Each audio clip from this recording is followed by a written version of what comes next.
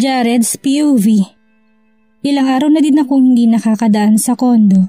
Namimiss ko na talaga siya ng sobra pero hindi kasi ako basta-basta pwedeng umuwi doon dahil pinapasubaybayan kami ni Mr. Santillan.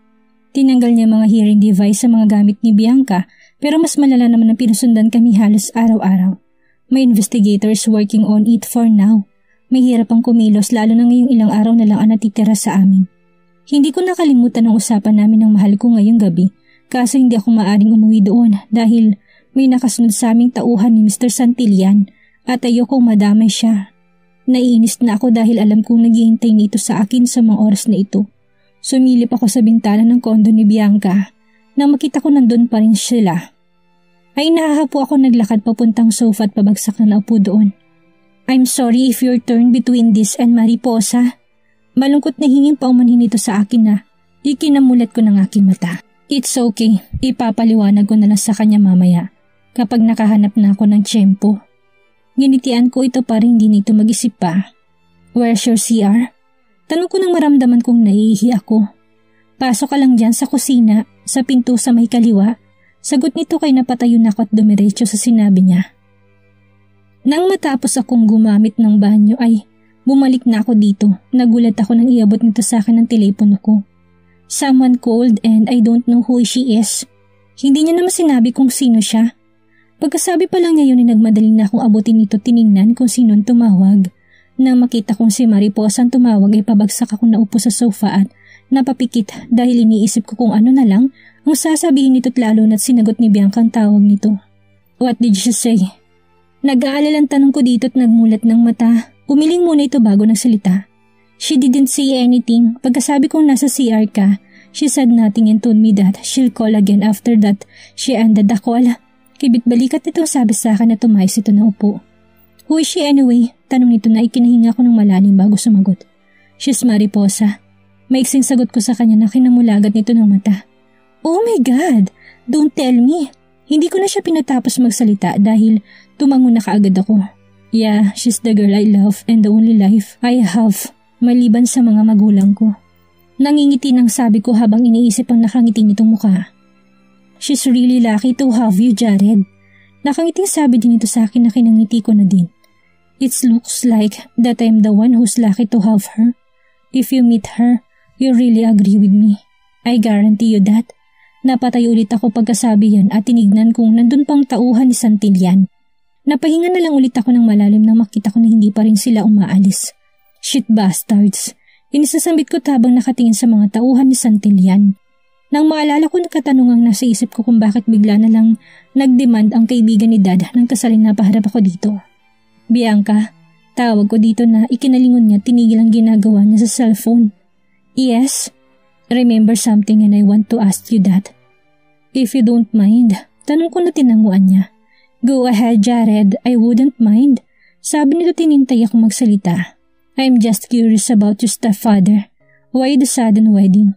Hindi naman siguro bumabagsak ang negosyo niyo. Tanong ko dito na inilingan niya agad. It will never happen, Jared. Our business is totally not in bankruptcy state, so nothing to worry about. Why worry? Takang tanong nito habang matiim na nakatingin sa akin. I'm just worrying, Bianca. I'm not worrying, Bianca. I'm just curious about it. 2 times nang minove forward ng stepdad mong kasal. Maybe I have the right to know what exactly the real reason behind this. Sabi ko na kilunalungkot niya. Napabuntong hininga mo nito bago siya sumareaso ng tumingin sa akin. I'm sorry for dragging you into this mess. It's all my fault. Putol ito't bigla na lang tumayot naglakad papunta sa glass panel. I told Dad that I'm engaged and we're getting married next year. When he asked me who's the lucky guy, I told him who he is. At first, he agreed. But I was shocked when I found out that he had made a background check. That's when we tore apart. Ginawa ni Dad lahat ng paraan para paghiwalayin kami. Malungkot itong nagkakwento sa akin at hindi ka mapigilang hindi maawa dito. Tatanungin ko sana kung bakit sila pinaghihiwalay. Kaso bigla na lang ulit itong nagsalita. Hindi ko alam kung bakit ayaw ni Dad na mapangasawa ko siya. Maybe because he's poor. Nagtatrabaho lang kasi ito bilang isang food server sa isang restaurant. Sinuhulan niya pa ito para layuan ako pero hindi ito tinanggap yun dahil mahal na mahal niya ako. After a month of trying hard to tear us apart, He succeeded because of you. Malungkot niyang kwento sa akin. Naintindihan ko naman siya at nalungkot na rin ako para sa kanila. Nang may maisip akong paraan ay napangiti ako. Do you love him that much? Are you really willing to be with him for the rest of your life? Sumeryoso ako at sunod-sunod ko yung tinanong sa kanya. Dahil sa kanya nakasalalay ang susunod kong plano. I hope it will work dahil ito na lang. Ang huling pag-asa namin dahil sa totoo lang ay wala na kaming panahon pa. Of course, Jared, I want to be with him but we can't because of our situation. We even don't have a solid plan para hindi matuloy ang kasal. Ilang araw na lang ang natitira sa atin at nawawalan na ako ng pag-asa, Jared. Nangihinang sabi nito at bumalik sa kinaupuan niya at pabagsak na naupo sa harapan kong upuan. Who told you that we don't have a solid plan to stop this nonsense wedding? Nakangisin ang tanong ko dito na kinatingin niya sa akin. Napamulagat ito nakatingin sa akin na nagtatanong. Walang lumabas sa salita sa bibig nito na tila ba hindi ito makapaniwalang may naisip na akong paraan. Nang mahimasmasan ito'y nagtanong siya sa akin. Is your plan surely work sa sitwasyon natin? Naniniguradong tanong nito sa akin na kinaseryoso ko ng tingin dito. 100% but putol ko tumitig sa kanya. It depends on you if you're willing. Nakasalalay sa iyong desisyon, Bianca. If you're willing, I will guarantee you that it will work 100% sure. Pahayag ko dito na ikinaisip niya. Tell me about it, Jared. I'm really curious about that plan. Kung ano man yan ay willing akong gawin. Huwag lang nga magpahulog sa mataas na building ha. Sabi nito. Pansin mo din sa reaksyon ng mukha niya na curious ito sa plano. Natawa naman ako sa huli niyang sinabi dahil nasa seryoso na nga kaming sitwasyon ay nagawa pa din itong magpatawa. Just like may mariposa, sabi ng aking puso. Umayos muna ako bago ko inumpisahang ilahad ditong planong nabuo sa isip ko. Tumangot-tango ito sa sinasabi ko. Minsan naman ay seryoso tapos umiiling kapag hindi ito sa masang-ayon. Pero nakahinga ako ng maluwag na pumayag ito sa huli. That was all I have to know. Pagkatapos ng pag-usap naman ay pinatulog ko na siya dahil hindi naman namalayang late na pala. Nang tingnan ko sa labas ay nandun pa rin sila kaya wala akong nagawa kung hindi ang maghintay ulit. Ilang oras pang nakalipas na makita kong umalis na sila. Kumatok muna ako sa kwarto ni Bianca at nagpaalam dito. Thank you so much, Jared. Hindi ko talaga alam ang gagawin ko kung hindi ka dumating. You're an angel sent to me, Jared. Kahit nahihirapan ka sa sitwasyon mo, nagagawa mo pa rin mag-isip ng paraan. Thank you so much. Papungas-pungas na pasasalamat ito sa akin pagkatapos kong magpaalam. For Mariposa, kaya kong gawin lahat. Hindi ako susuko dahil kung ginawa ko yun ay parang pinakawalan at sinira ko ng buhay ko. She's my life and I'm willing to do and risk everything just for her. Nakangiti ko sabi sa kanya tinalikan ito sa pisngi. Take care, Jared. Hug her for me. Sabi nito at ninatid niya na ako sa pinto. I will, thank you din. Huling sabi ko bago ko pinasara dito ang pinto. Umalis na ako sa kondo nito tuluya umuwi sa kondo. Wala pa akong tulog at gustong-gusto ko na siyang makita.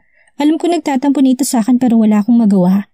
Oras na matapos ang problemang kasal na ito ay talagang babawi ako sa kanya. Pagdating ko nakita ko siyang nakatulog sa sofa. Lumapit ako dito tinaplos ang kanyang mukha. I miss you, mahal ko. Kunti na lang, mahal ko. Sana hindi ka bumitaw. Mahal na mahal kita. Sabit ko habang hinahaplos ang buhok nito. Hinalikan ko muna ito sa labi bago ko siya binuhat at nilipat sa kama. Tumabi lang ako sandali at niyakap siya ng mahigpit. Hindi ako pwedeng makatulog dito ngayon dahil baka pag nagising ako sa tabi niya ay hindi ko na nanaisin pang umalis. Nanatili ako nakayakap sa kanya ng 1 oras. Kahit pagod ako hindi ko hinayaang makatulog. Pinagmamasdan ko lang siya ilang beses na hinalikan sa labi. Napangiti na lang ako dahil sa imbing ng tulog niya. Tulog mantika ka talaga, mahal ko. Nangingiting sabi ko tinalikan itong muli sa labi bago ako dahan-dahang bumangon. Kumuha ako ng papel at nagsulat dito bago ko iniwan sa katabing unan niya. Bago ako umalis tinignan ko muna siya tinalikan muli sa kanyang labi. I love you so much. Hintayin mo ko't sana huwag kang bibitaw. Dahil ako hindi ako bibitaw. May plano na kami, mahal ko. Magtiwala ka lang sa akin para din sa atin to. Malaya sabit ko tuluyan na umalis sa kwarto nito. Alam ko na nahihirapan ito sa sitwasyon namin. Ginagawa ko lahat para matapos nito at makasama ko na siya. Hindi man siguradong plano namin ay sisiguraduhin ko magtatagumpay kami. I'll do everything. At matatapos tayo na ikaw ang naglalakad na nakatrahe de boda at ako naghihintay sa iyo sa harap ng altar. I can't wait. Masayang sabi ko tini-imagine ang ganong eksena sa aking isipan. Hindi na nawala ang ngiti sa labi ko hanggang sa makaalis na ako at makauwi na ng mansyon. Hanggang matapos ang pakikipag-usap ni Dad at Ma'am sa magulang ni Bianca. Masaya ako dahil maaga pa lang ay makakadaan na ako sa mahal ko. Napangiti naman ako kay Bianca na makita kong tumayo na si Ma'am sa kinaupuan niya. Nax, masayang kilala ko kasi napupuntahan niya yung mahal niya nang walang aberya. Bulo na tukso ni Bianca sa akin kaya napangiti na lang ako. Huwag kang maingay, saway ko sa kanya na kinangiti niya lang. Baka marinig ka ng dad mo, mahirap na. Sambit ko't nakita ko namang sinenyas niyang kamay niya at izinipar ang bibig. Natawa kaming parehas dahil sa ginawa niya. Napatigil naman kaming dalawa sa pagtawa nang makita namin tumingin silang apat sa gawin namin. Bianca just smiled at them and gave them a peace sign. Nakita ko namang ngumiti sila sa amin kaya tinignan ko si Bianca na para bang sinisisi siya dahil doon. Sorry naman daw. Tumatawang sabi nito at pilit na pinapahinang kanyang tawa para hindi marinig. Magsasalita sana ako nang makita kong tumayo na pati si Dad kaya inaya ko na lang siya na pumunta sa kanila. Saktong paglapit namin narinig kong nagpaalam na sina Dad. Let's go Jared. Aya ni Ma'am sa akin kaya nagpaalam na din ako sa kanilang lahat. At umalik sa pisngi ni Bianca bago ngumiti at sumama na kina Ma'am. Laking pasasalamat ko dahil may dala si na Ma'am na sasakyan. Pinasakay ko muna sila at nagpaalam bago ko tumungo sa aking sasakyan. Kumuway muna ako kay Bianca bago ko pinaandar ang aking sasakyan at tumalis na. Hindi mawala-walang ngiti sa aking mga labi habang binabagtas kong daan pauwi sa kanya. Masaya ako dahil alam ko na makakabawi ako dito kahit ngayong araw man lang. Nang matanaw ang building ay mas lumawak pa ang aking mga ngiti. Malapit na ako mahal ko. Nakangiting bulong ko at pinark ang aking sasakyan sa harap ng building. Nang makababa ko agad akong tumungo papasok, matagal muna ako naghintay sa baba bago bumukas ang elevator. Nagtuluyan na ako nakaakyat at nakangiti ako habang pinagmamasdan ng pinto ng kondo. Gusto ko siyang sorpresahin kaya hindi ako gumawa kahit na anong ingay man lamang. Pagpasok ko'y tahimik sa loob, wala kang maririnig na ingay mula ko sa kung saan. Baka nasa loob ng kwarto at nagpapahinga. Pagpapalubag-loob na sambit ko sa akin sarili dahil medyo kinakabahan ako na hindi ko siya nakita. Naglakad ako papasok at pumunta sa kwarto. Nang makapasok ako at makitang wala siya doon ay sinuyod kong buong kondo. Nagbabaka sakaling hindi tamang kutob ko. Nasaan ka mahal ko? Nag-aalalang tanong ko habang sinusuyod ko ng paulit-ulit ang buong kondo. Paglabas ko sa salay naghahapo akong napaupo dahil sa frustration hindi ko alam kung anong isipin ko. Nang mapatingin ako sa mesa napakunot ang aking dahil hindi ko ito napansin kanina. Siguro dahil ito sa pagmamadali kong mahanap siya kaya hindi ko ito nakita. Kinabahan man ay dahan-dahan ko itong kinuha at binuksan.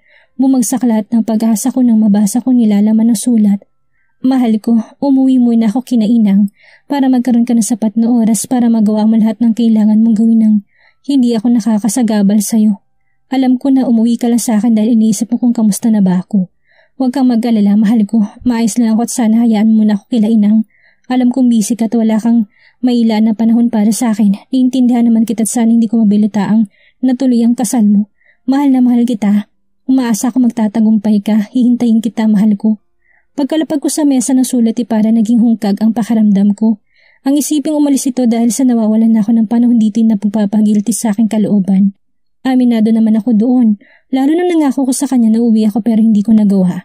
Pakaramdam ko'y para ako nadaganan ng ilang tipak na malalaking bato dahil sa nalaman ko. Napasandala lang ako sa sofa at napapikit na lang dahil miss na miss ko na siya. Tapos madadatnan ko siyang wala at ang malalapay ang umuwi pala ito ng probinsya. Hindi naman sa ayaw ko siyang umuwi sa pamilya niya pero sana hinintay niya na lang muna ako. Kung may balak pala siya para kahit papano'y naihatid ko siya sa kanila. Nasa ganun akong pag-iisip nang bigla na lang nagring ang telepono ko. Napamulat agad ako at na-excite dahil lang nasa isip ko'y si Mariposa. Nang makita ko na si Bianca palang ito'y bumagsak na naman ang balikat ko at malungkot na sinagot ang tawag. What media call? Magkasama lang tayo kanina. Tanong ko dito na ikinahinga niya ng malalim. Sa ginawa niya kinabahan ako dahil baka may hindi magandang nangyari. Dad knows about our plan, Jared. What should we do? Umiyak na ito sa kabilang linya habang tinatanong niya sa akin. What? Nagugulo ang tanong niya dahil parang hindi nagsingkin sa utak kong sinabi niya. Dad, lock up me. And I can't come out until the wedding comes. We're hopeless, Jared. Umahagulo na ito sa kabilang linya. Mas lalo namang bumigat ang loob ko sa sinabi niya. I don't know what to do, Bianca. That's the only idea I have. Nanghihinang sambit ko dahil maski ako'y parang bigla na lang ako nawala ng pag-asa. Ilang araw na lang at gaganapin ng kasal, Tapos ang plano namin ay parang natibag na padar na imposible naming maayos pa. Narinig ko siyang mas umiyak pa sa kabilang linya kaya wala na akong nagawa kung hindi ang magpayuko at mapasabunot sa aking buhok. Bakit kailangan ngayon pa? Konti na lang, bakit ngayon pa? Napasigaw na lang ako, tinadyakan ng mesa dahil sa frustrasyon na mas tumindi na. Hindi ko na namamalayang umiiyak na pala ako dahil pakiramdam ko ay hindi ako makakagawa ng paraan para itigil ang kasal sa Sabado. Shit that wedding and shit him to death for making our life miserable. What should we do, Jared? How can we stop the wedding? I can't think of anything right now. I'm useless. Umiiyak pa nitong bulala sa akin. You're not useless, Bianca. It's just that your stepfather is a big shit. Hindi ko mapigil ang sambit dahil sa galit ng musbong sa loob-loob ko para sa tatay niya. It's all my fault, Jared. If I didn't tell him that I'm engaged, hindi mangyayari ito't hindi ka malalagi sa alanganing sitwasyon. And it's all my fault that we ended up like this. Sisi nito sa sarili niya habang walang tigil pa din sa pag-iyak. Naawa naman ako sa kanya pero anong magagawa ko? Hindi ako makapag-isip ng mabuti dahil ang nagsisilbing lakas ko'y umalis na't iniwan ako. Don't blame yourself, Bianca. Hindi mo naman kagustuhang mangyari to. It's your father's decision kaya siyang may kasalanan lahat ng ito. We have time left at kailangan nating mag-isip ng panibagong plano. Suwestyon ko dito. How? I can't even get out of this room. Tell me, how can I help you? Nawawala ng pag-asang sigaw nito sa kabilang linyang sinagot ko ng buntong hininga. See? Sigaw ulit nito. May oras pa tayo, Bianca, and we should think for a better plan. Alam kong mahirap na dahil ilang araw na lang but we should try, Bianca. Kung ayaw mong matuloy ang kasal, we should think harder to get a better idea. Pagkukumbinsi ko dito dahil parang bibigay na siya sa sitwasyon namin. And I can't make that happen. Ayokong iwan si Mariposa at ayokong matuloy ang nalalapit na kasal. Paano, Jared? How can we think of plans kung nakakulong ako dito at binabantayan ng madaming bodyguards? Hindi na din ako magtataka kung may nakabantay na din sa'yo ngayon. Sambit nito na kinais ko ng tayo tumungo sa may glass panel. Nang tumingin ako sa labas ay nakumpirma ko na tamang sinabi niya. Tama lang palang pag-alis ni Mariposa dahil kung hindi baka madami siya sa magalong takbo ng buhay nating dalawa ngayon. Malungkot na sambit ko dito. Mariposa left you? Napatigil ito sa pag-iyak at tinanong ako. Napatango ako at hindi na sumagot sa akala mo naman ni makikita niya aking pagtango. I'm sorry, Jared. May mabigat ka palang problema ngayon and now dumagdag pa ako. Wala na tayong magagawa. Mas mabuti na munang wala siya dito dahil kailangan natin makapag-isip ng mas maayos at solidong paraan. Narinig kong pagbuntong hiningan niya sa kabilang linya bago nagsalita. Why don't we give it a try, Jared? Nanghihinang sabi nito na nakapagpatigil sa akin. Tama bang narinig ko o nabingi lang ako? Sumusuko na ito't gusto nang ituloy ang kasal na yun? What are you trying to imply, Bianca? Umaawan ng galit sa dibdib ko nang tanungin ko yan sa kanya. Dahil nagagalit ako ng ganun-ganun na lang niyang isuwestiyon sa akin ang patuloy sa kasal na yun. Nakakagago lang. That is powerful and we can't do anything. Ituloy na lang natin ang kasal, total we get along easily. Baka matutunan din natin mahalin ang isa't isa. Suwestiyon ito na ikinagalit ko. What the heck, Bianca? You know I can't do that. I'd rather die kaysang saktan kong mahal ko. I will find a way, Bianca. If in time I don't have plans, I'd rather kill myself than to continue that fucking wedding you're agreeing for. Sigaw ko dito. Dahil sa totoo lang ay galit na ako. Ang dali niya sumuko. Akala ko ba mahal niya ang boyfriend niya? Bakit kung sumuko siya ganun na lang kadali? Dahil sa galit na nararamdaman ko pinatay ko ng tawag at tuluyang in-off muna ang telepono ko. Ayoko may makausap kahit isa dahil gusto kong mapag-isa para makaisip ng bagong paraan para hindi matuloy ang kasal. Lord, help me. Help me find a way to stop this wedding. Ayoko matuloy ito dahil ayokong saktan ng taong pinakamamahal ko. Sabihin na po natin selfish ako pero ayoko magpakasal sa iba. Maliban na lang sa kanya. Kaya please help me. Umiiyak na panalangin ko at frustrated na naihalamos ang dalawang kamay ko sa aking muka. Wala na pumapasok sa isip ko ngayon kaya nanghina akong nakayuko at tahimik na lang na umiiyak. The worst day has come. Nakaupo ako sa aking kama habang pinagmamasdan ang isusuot ko sa kasal ngayong araw. Ang plano kong naisip ko kagabi parang bula na namang naglaho dahil bigla na lang hindi makontak ang boyfriend ni Bianca. Akala ko okay ng lahat. What will I do now? Gulong-gulong isip ko nakatitik sa tuxedo. Pero hindi ko maatim na nagpapakasaya ako samantalang mabubulok sa kulungan ng dad ko. Now I'm torn between Mariposa and dad. Bakit ba kasi kinailangan pang mangyari ang ganito? Pabagsak ko inihiga ang aking tawan sa kama at pumikit. 3 ng hapon ang kasal at mag-aalas 12 pa lang. Gusto kong maktir ang laman ng utak ko para makapag-isip ako kahit sa ulil mga sandali. Napamulat ako ng aking mga mata nang biglang may kumatok sa pinto at dumungaw ang malungkot na mukha ni ma'am. Agad ako naupot pinapasok ito. Pagkapasok niya imupo siya sa tabi ko. How's my son? Bungad na tanong nito sa akin na ikinahinga ko ng malalim. Not fine, ma'am. I think wala na akong magagawa pa para hindi matuloy ang kasal. Akala ko kaya kong gumawa ng paraan. Malungkot kong sad at napatingin kay ma'am. Hindi ko alam kung anong iisipin ko. Nakita kong awa sa mga mata nito kaya napailing ako. Don't look at me that way, ma'am. Mas lalo akong mawawalan ng pag-asa, sambit ko. We are sorry, son. Kung hindi ka kagawan ng dad mo, hindi ka maiipit sa sitwasyon mo ngayon. Hingin pa umanhin niya sa akin na tinawakan ng aking kamay. Okay lang, ma'am. Alam ko naman na hindi niyo din ito kagustuhan. Kung pwede lang sana na akong umatras, kaso lang alam ko na hindi pwede. Dahil makukulong si dad at ayoko yung mangyari. Umiiling na sambit ko. You can run away, son. Kami nang bahala ng dad mo dito. Utos ito sa akin na nilungon ko. You know I can't just do that, ma'am.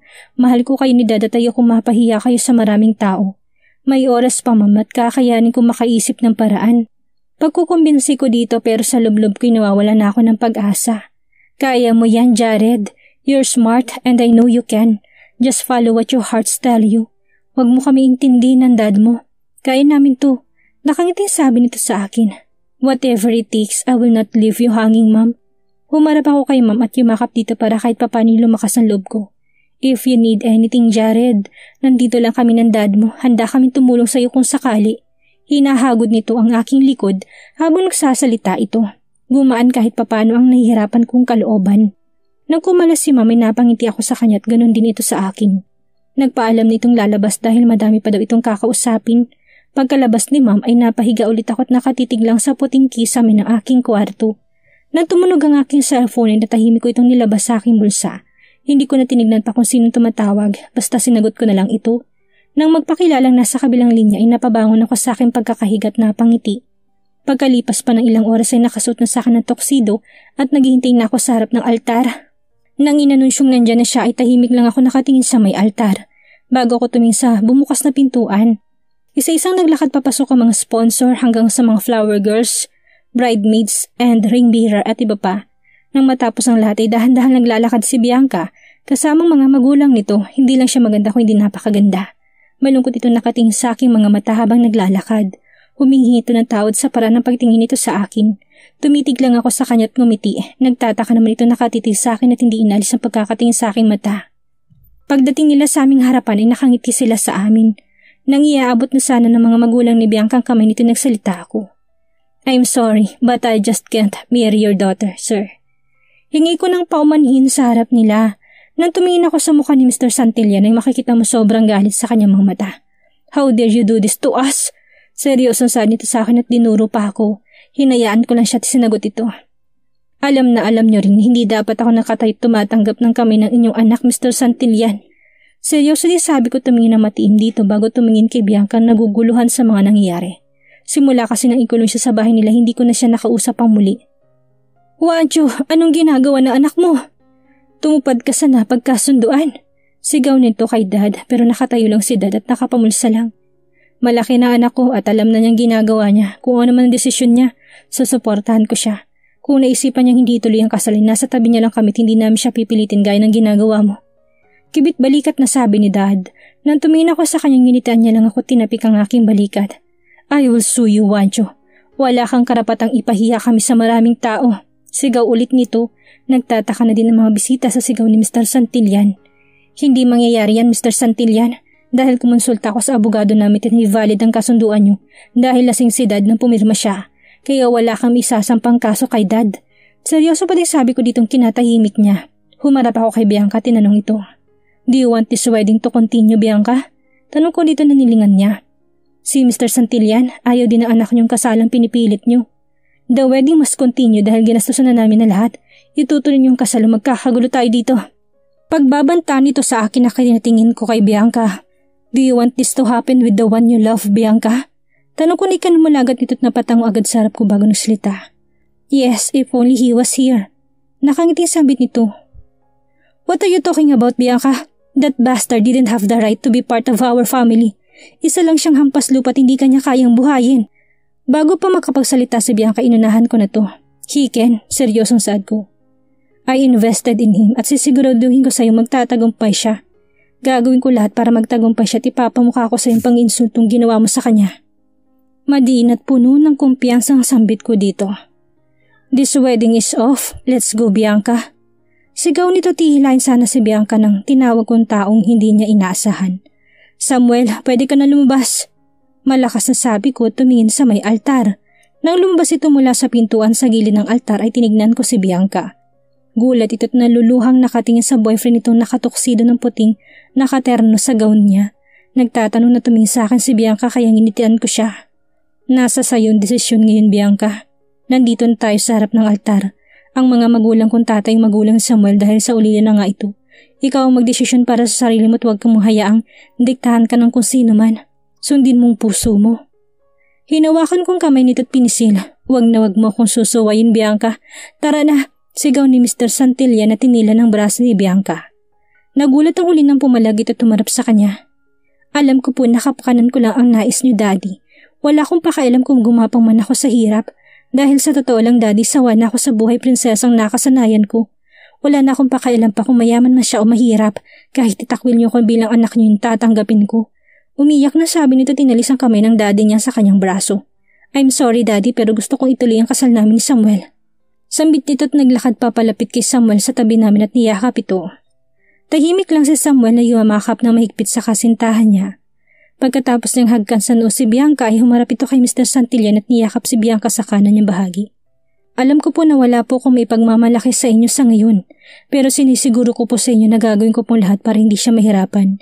Hindi ko man maibigay ang karangyang nakasanayan niya sa inyo, susubukan ko pa din gawin ito sa paraang kaya ko lang. Mahal na mahal ko po siya, tanda po kong gawin ang lahat. Seryosong saad nito, nakita kong hindi nagsalita si Mr. Santillan at nakatingin lamang sa anak nitong hilamang luhang nakayakap sa kanyang kasintahan. Pinapangako ko sa inyo, Mr. Santillan, ni hindi sila maghihirap. Katulad na sinasabi ko sa inyo kanina ay nag-invest ako ng business kasama siya. Siya ang nagmamayari at tutulungan ko siyang paluguin ito. Sinisigurado ko sa inyo magiging masaya sila. Seryoso akong tumingin dito. Hayaan niyo na silang ituloy ang kasal nila dahil nagmamahalan sila.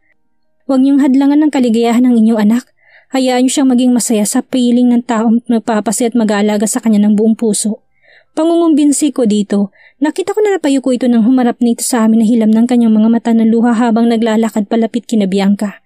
I'm sorry, Bianca. Umiiyak na hingi nito ng tawad sa anak at mahigpit na hinawakan ng kamay nito. Patawarin mo ko sa mga ginawa ko sa iyo, Bianca. Nagawa ko lang lahat dahil sa pagmamahal ko sa inyo ng mami mo. Ang gusto ko lang ay sa mabuti kang kamay mapadpad. Nagkamali ako sa nagawa ko at sana hindi pa huling lahat para patawarin mo ko. Umiiyak na sabi nito't lumuhod sa harap ni Bianca. Umiiyak na pinatayo ni Bianca ang daddy nito't niyakap. Naintindihan ko po kayo, Daddy. Wala po kayong dapat ihingi ng tawad. Mahal na mahal ko po kayo ni Mami. Sana po hayaan niyo na po ako magpakasal kay Samuel. Siya po nagpapasaya sa akin, Daddy, at mahal na mahal ko po siya. Gaya ng pagmamahal na sabi nito't yumakap na mahigpit sa daddy niya. Nang tumanguhuli, masaya itong kumalas. Ibibigay ko na sa inyong basbas ko, Bianca. Hindi na ako hahadlang. Patawarin niyo akong dalawat sa inyo din. Sabi nito tumingin sa amin ni na Ma'am at Dad. Nginitaan namin siya at nakipagkamay. Pagkatapos na nangyari, lumabas ng muli si Bianca at inumpisahang muli ang paglalakad niya papunta sa altar. Ang kaibahan nga lang ay mahal nitong naghihintay sa kanya sa harap at hindi na ako. Nakangiti ako nakatingin sa kanilang dalawa na magkaharap sa harap ng pari at buong puso nagtititigan sa mga mata. Bago ako tumalikod ay tumingin ako sa altar at nagpasalamat. Hintayin mo ako, mahal ko. Paparating na ako. Nakangiting sambit ko at lumabas ng simbahan at tumungo sa aking sasakyan. Dahil sa nangyari, magkaroon na kaya na magandang wakas ang pag-iibigan ni Jared at Mariposa? Sundan ang huling kabanata ng ating kwento.